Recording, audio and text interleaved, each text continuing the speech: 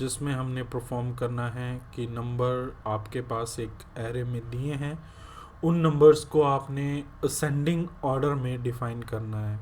तो जंबल आपके पास वर्ड्स हैं, नंबर्स आपके पास कोई भी फॉर्मेट नहीं है उसका, कोई बड़े हैं कोई छोटे हैं, तो वो एरे में डिफाइंड है। उन नंबर्स को आपने असेंडिंग ऑर्डर में रिप्रेजेंट करना है।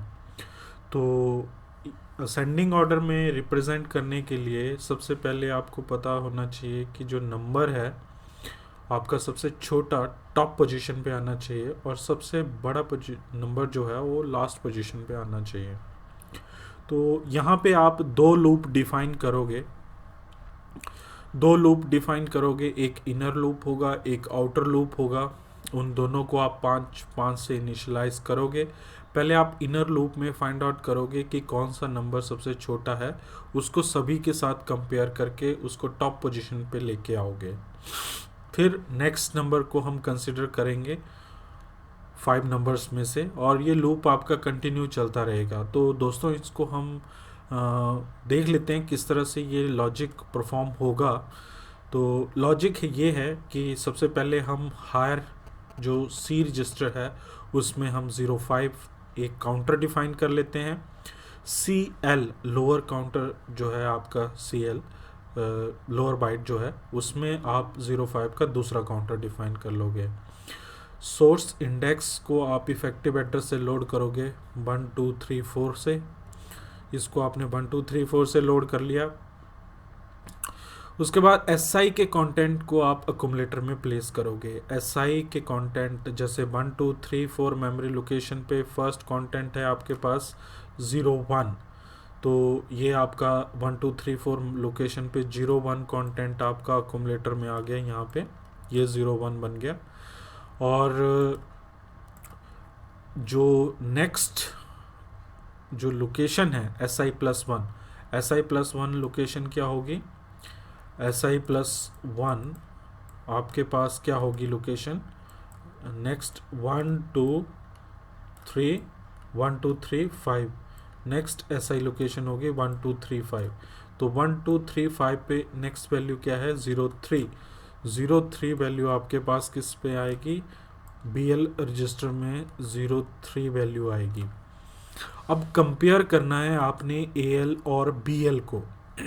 AL में छोटी वैल्यू है, BL में बड़ी वैल्यू है। तो यहाँ पे जब आप कंपेयर करोगे तो कैरी जनरेट होगा और आपका जो कैरी है वो कंपेयर इंस्ट्रक्शन के थ्रू आप चेक करोगे। तो JC instruction jump if carry, JC instruction से आप इसको चेक करोगे। JC इंस्ट्रक्शन से अगर कैरी होगा तो क्या होगा? अगर तो कैरी होगा तो आप L3 पोजीशन पे मूव करोगे, जो कि इंक्रीमेंट है SI। मतलब हमारे पास जो छोटा नंबर है वो एज इट इज़ रहेगा, उसको हम चेंज नहीं करेंगे। यही हमारी टास्क है। जो भी हमारा स्मॉलर नंबर होगा उसको टॉप पोजीशन पे हम रखेंगे और उसको अदर नंबर के साथ हम कंपेयर करते रहेंगे। तो फर्स्ट हमने क्या करना है? कैरी को चेक करना है। अगर कैरी है इसमें तो हमने SI को डायरेक्टली SI+1 करना है। तो SI की लोकेशन अब जो भी नेक्स्ट लोकेशन है वो क्या होगी? 1 2 3 6 नेक्स्ट लोकेशन है, तो ये लोकेशन आपकी आ जाएगी 1 2 3 6। नेक्स्ट डिक्रीमेंट CL करना है आपने, तो ये आपका CL है। तो CL को इस पोजीशन के बाद आपने डिक्रीमेंट करना है। तो CL में 5 वैल्यू से आपके पास कौन सी वैल्यू बच गई? अब 4 वैल्यू आ गई CL में। JNZ जंप इफ नॉट 0, ये किसको चेक करेगा? ये चेक करेगा CL को कि CL आपका 0 है या नहीं है। अगर CL 0 नहीं है तो आप कौन सी लोकेशन पे मूव करोगे? L2 लोकेशन पे आप मूव करोगे। ठीक है, जंप इफ नॉट 0 CL, ये है आपका CL को डिक्रीमेंट करने के बाद L2 लोकेशन आपकी कहाँ पे है?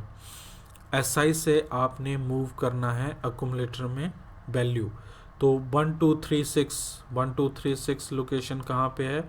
1236 लोकेशन है 09। 09 आपने कहाँ पे प्लेस करना है? 09 आपने प्लेस करना है अकोमलेटर में। तो अकोमलेटर में इनिशियल केस में 01 था और अब आपके पास आ गया 09। नेक्स्ट BL को आपने क्या करना है? SI+1 करना है।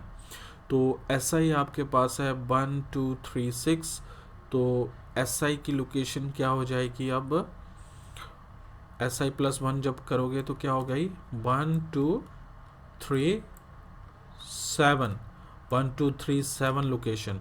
तो 1237 लोकेशन में जो वैल्यू है 08 वैल्यू को आप किसे इनिशियलाइज करोगे? यहाँ पे BL रजिस्टर में आप 08 वैल्यू आप प्लेस करोगे यहाँ पे।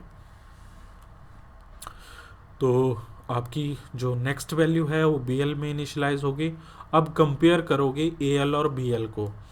इस केस में आपके पास AL में ग्रेटर नंबर है और BL में स्मॉलर नंबर है, तो कैरी आपका नहीं होगा। कैरी आपका क्या होगा? इस केस में 0 होगा। कैरी अगर 0 होगा तो यहाँ पे नो जंप। इफ कैरी है तो L3, अगर कैरी नहीं है तो आप कहाँ पे मूव करोगे? इस पोजीशन पे। ये इंस्ट्रक्शन फेल हो जाएगी। तो SI+1 जो लोकेशन की वैल्यू है उसको हम DL में ट्रांसफ़र कर देंगे। SI+1 की लोकेशन क्या है? SI आपका 1237 पे है। SI+1 क्या है? 1238। 1238 में जो भी वैल्यू है उस वैल्यू को हम कहाँ ट्रांसफ़र करेंगे? 1238 को हम DL में हम ट्रांसफ़र कर देंगे।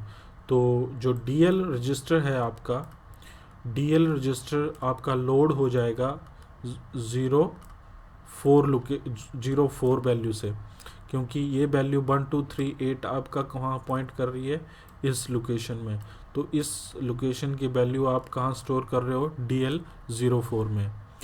अब DL से आप SI का जो मेमोरी लोकेशन है उसमें आप इसको ट्रांसफ़र कर दोगे। SI में कौन सी वैल्यू है? 1237। SI में वैल्यू कौन सी है? 1237। तो 1237 वैल्यू जो है वो आपकी ट्रांसफ़र कहाँ पे हो जाएगी? इस लोकेशन पे आपकी वैल्यू ट्रांसफ़र हो जाएगी। तो यहाँ पे आपका वैल्यू आ जाएगी 04 SI लोकेशन पे। नेक्स्ट आप क्या परफॉर्म करोगे? DL की जो वैल्यू है SI+1 में आ जाएगी। तो DL में आपके पास जो भी वैल्यू है वो SI+1 में आ जाएगी। तो इस तरह से ये ऑपरेशन परफॉर्म होगा।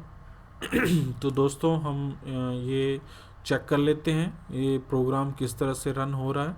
तो इसको चेक करने के लिए हम इमुलेटर को ओपन कर लेते हैं। इमुलेटर में हम अपना प्रोग्राम जो है असेंडिंग ऑर्डर का ये प्रोग्राम हम ओपन कर लेंगे। सेम प्रोग्राम यही लिखा हुआ है जो यहाँ पे हम परफॉर्म कर रहे हैं। इसमें जस्ट आपने व्यू करके मेमोरी में वैल्यू प्लेस करनी है। यहाँ पे हमने एड्रेस डिफाइन किया है इस केस में 1234। तो 1234 मेमोरी लोकेशन में आपने वैल्यूज़ को प्लेस करना है। हम कोई भी वैल्यू ले सकते हैं, जैसे 01, 05, 04 और 07। ये और मान लो यहाँ पे आपने 09 ये वैल्यू 5 वैल्यूज़ ले ली, 1 2 3 4 5। इन वैल्यूज़ को आपने यहाँ पे चेक कर लेते हैं क्या कैसे स्टेप बाय स्टेप चेक कर लेते हैं। तो पहले तो C आपका हायर जो निबल है वो 5 से लोड हो गया। C लोअर निबल आपका 5 से लोड हो गया। SI 1 2 3 4 से लोड हो गया। SI का जो फर्स्ट कंटेंट है वो AL में ट्रांसफ़र होंगे, 01 AL में ट्रांसफ़र हो गया। अब BL में आपका जो नेक्स्ट मेमोरी लोकेशन की जो वैल्यू है वो BL में ट्रांसफ़र होगी। BL में आपकी नेक्स्ट मेमोरी लोकेशन है 05 ट्रांसफ़र होगी। अब इनको कंपेयर करेंगे, कंपेयर करने के बाद कैरी जनरेट होगा। तो यहाँ पे फ्लैग्स को हम चेक कर लेते हैं। तो जब आप कंपेयर करोगे इंस्ट्रक्शन तो कैरी आपका जनरेट हो गया यहाँ पे फ्लैग्स में।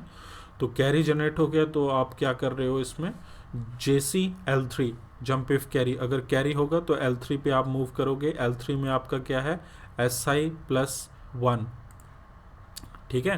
तो डायरेक्टली आप SI+1 पे गए तो SI+1 आपका क्या हो जाएगा, 1 2 3 5 हो जाएगा। 1 2 3 5 हो गया, तो डिक्रीमेंट आपने CL को किया तो CL में 0 4 हो गया। JNZ L2 लोकेशन पे आपकी वैल्यू है, यहाँ पे SI से एक्यूमुलेटर में वैल्यू ट्रांसफ़र होगी। तो अभी हमारा जो SI है वो कौन सी मेमोरी लोकेशन को पॉइंट कर रहा है, SI हमारा पॉइंट कर रहा है 1 2 3 5। तो 1 2 3 5 पे आपकी कौन सी वैल्यू है, 0 5। तो 0 5 वैल्यू आपकी कहाँ पे ट्रांसफ़र होगी, पहले तो 0 5 वैल्यू आपकी कहाँ पे ट्रांसफ़र होगी, अक्यूमुलेटर में है, ये ट्रांसफ़र होगी 0 5 वैल्यू। अब उसके बाद दोबारा से आप क्या करोगे, कंपेयर परफॉर्म करोगे। तो 5 के साथ आप कंपेयर कर रहे हो, ठीक है। अब आपका जो कैरी फ्लैग है उसको हम चेक करेंगे। तो BL में आपकी वैल्यू आ गई, क्या आई BL में वैल्यू, SI+1 लोकेशन की वैल्यू क्या है, 4।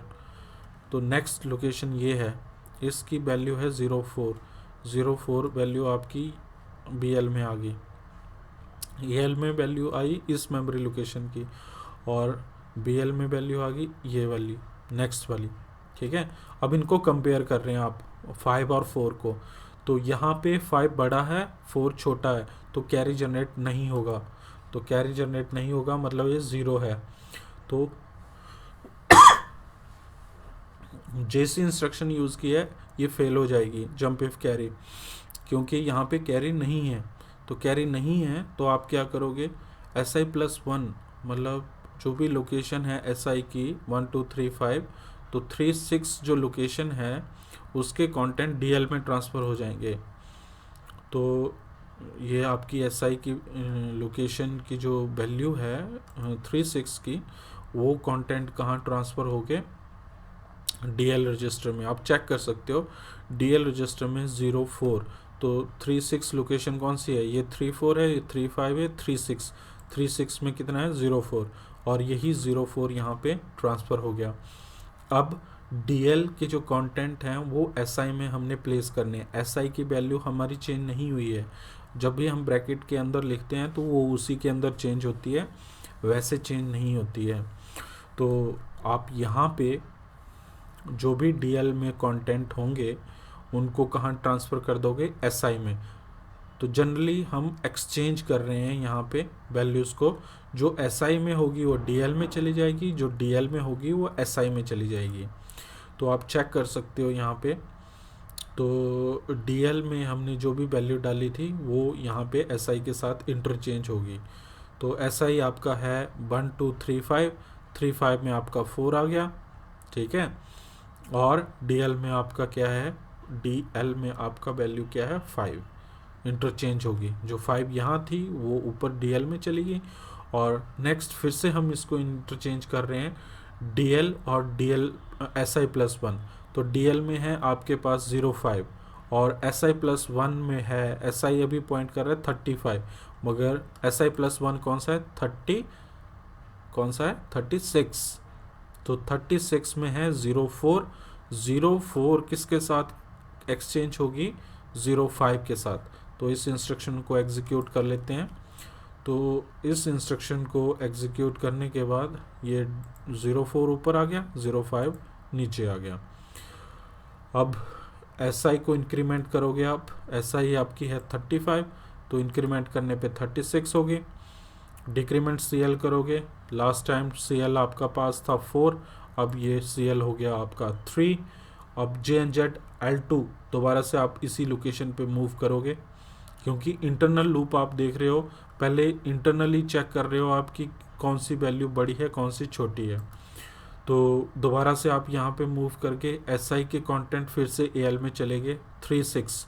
तो 1 ये है 4 5 और 6, तो 5 आपका जाना चाहिए AL में, तो 5 ही AL में चला गया।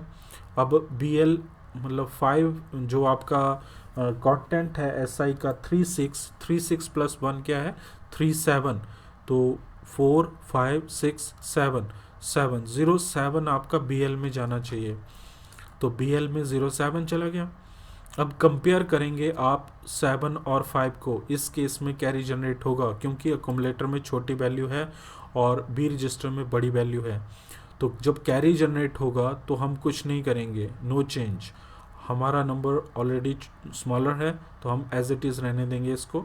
तो कंपेयर इंस्ट्रक्शन करने पे यहाँ पे कैरी जनरेट हो गया, कैरी जनरेट हो गया तो L3 पे आप डायरेक्टली मूव करेंगे, SI को डायरेक्टली इंक्रीमेंट करेंगे, तो SI अब 37 हो गया।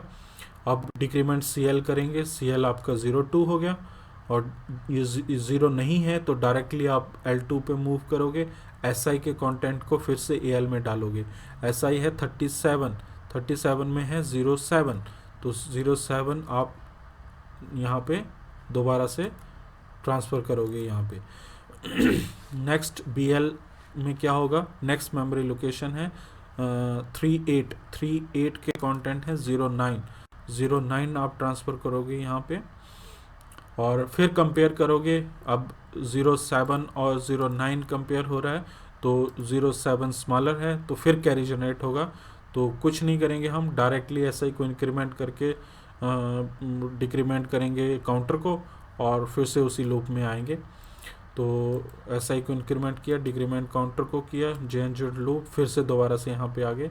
अब SI की जो वैल्यू है वो है 38, ये 34 5 6 7 8 09 कंटेंट आपके किस में ट्रांसफ़र होंगे, AL में, तो ये AL में 09 ट्रांसफ़र हो गया। अब BL में होगा उसके नेक्स्ट मेमोरी लोकेशन, तो नेक्स्ट मेमोरी लोकेशन तो आपके पास क्या है 0, तो 0 आपकी लोड होगी, ठीक है। तो ये स्टेप आप फिर से परफॉर्म करोगे, ठीक है। तो ये कंटिन्यू इसी तरह से परफॉर्म होता रहेगा, और हम कम्प्लीटली इस प्रोग्राम को रन करके चेक कर लेते हैं। तो जैसे ही ये प्रोग्राम कम्प्लीटली रन हुआ तो आप देख सकते हो यहाँ पे 0 1 4 5 7 और 9, 1 2 3 4 5 और ये 6। तो अगर आपने 5 नंबर लेने हैं, तो 5 नंबर अगर आपने लेने हैं तो आप यहाँ पे 04 डिफाइन कर लो, क्योंकि काउंटर 1 आप इंक्रीमेंट कर रहे हो इस केस में। तो इस तरह से आप परफॉर्म कर सकते हो। अगर 6 नंबर लेने हैं तो आप 5 को डिफाइन कर सकते हो।